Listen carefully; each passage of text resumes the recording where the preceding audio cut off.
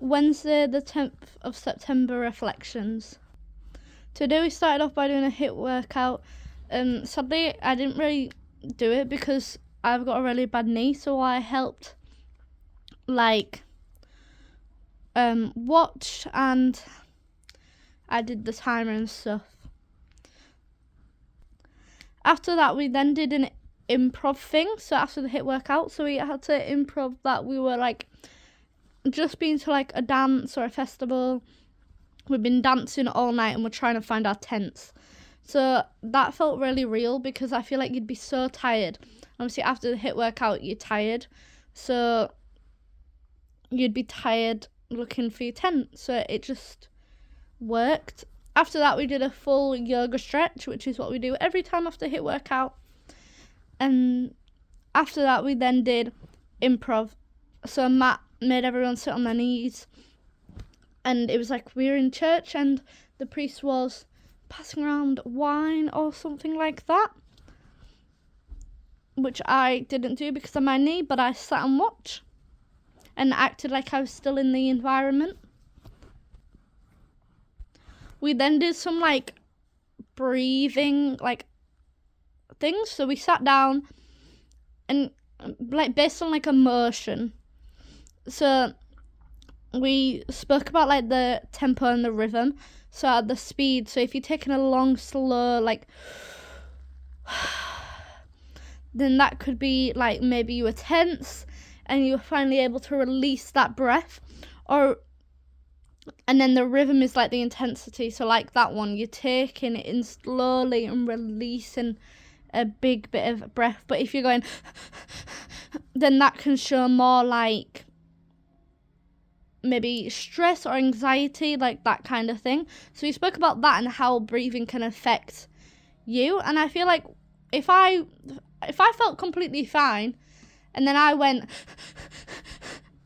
and stopped, my body feels panicked. So we spoke about the fact that even after acting, that you actually start feeling it.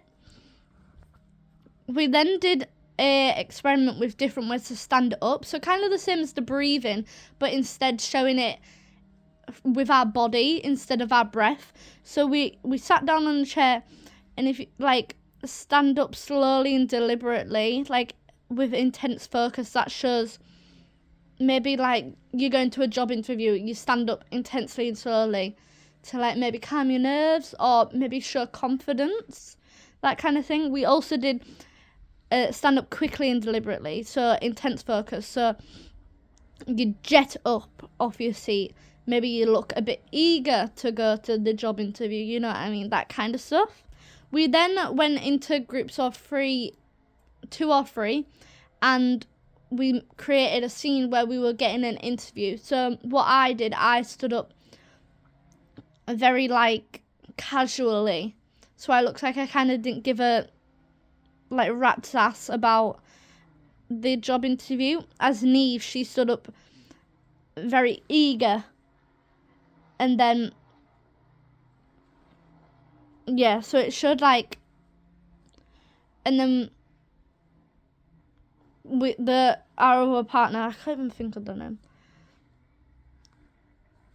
stood up very slowly and deliberately. So it showed very different variations of that.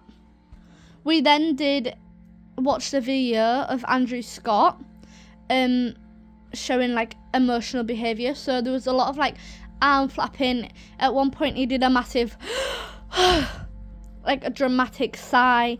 So then after that, watching that video, we got a sheet and it had emotional states on it, and we had to write speed, depth, pauses, and see how that worked. That will be in my reflections.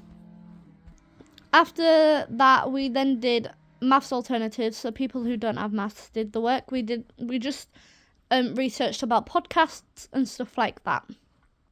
So after break, we then learn about set design for stage and different kinds of stages and different kind of productions. So we mainly we had a meeting with what's his name?